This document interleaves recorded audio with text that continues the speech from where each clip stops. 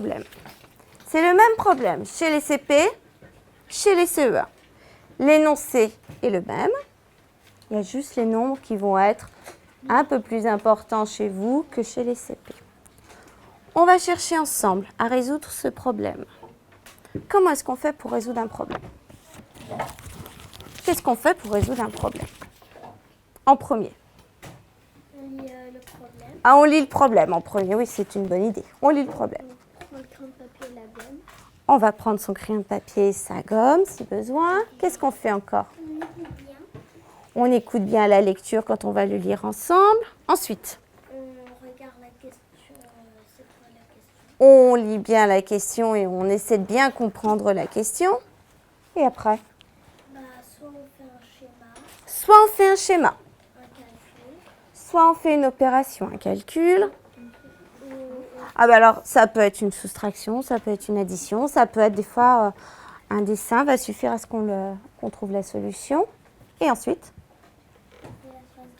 on fait une phrase réponse. Et vous vous rappelez qu'on a créé, en travaillant les problèmes, on a créé des affiches. Tu te rappelles, Henri?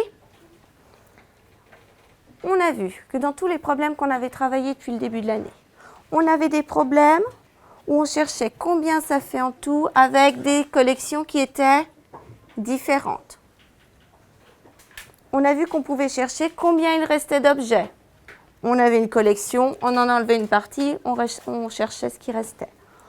On a vu que des fois, on avait des problèmes où on partageait des collections. On a vu qu'on avait souvent des problèmes où on avait une collection, on en connaissait une partie, il fallait trouver l'autre partie de la collection. Et enfin, on a vu qu'on avait des fois des problèmes où on allait additionner plusieurs nombres, donc comme là-bas.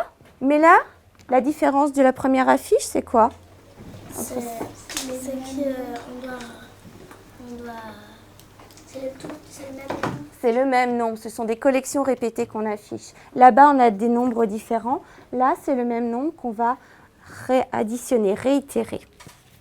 Je vous laisse donc. Le problème, on va le lire ensemble. CP, on le lit ensemble.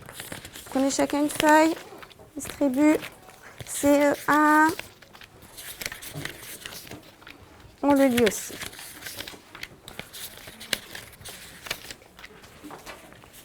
Qui me lit le problème? L'énoncé étant le même. Aram, tu commences? Pour la rencontre D'athlétisme. La piste de course mesure 15 mètres. Les élèves doivent faire 5 tours. Quelle distance vont-ils courir? Pour la rencontre d'athlétisme, la piste de course mesure 15 mètres chez vous les CP, 150 mètres chez vous les CE1. Elle était donc beaucoup plus longue cette piste d'athlétisme. Les élèves doivent faire 5 tours de cette piste. Quelle distance vont-ils courir? À vous, cherchez.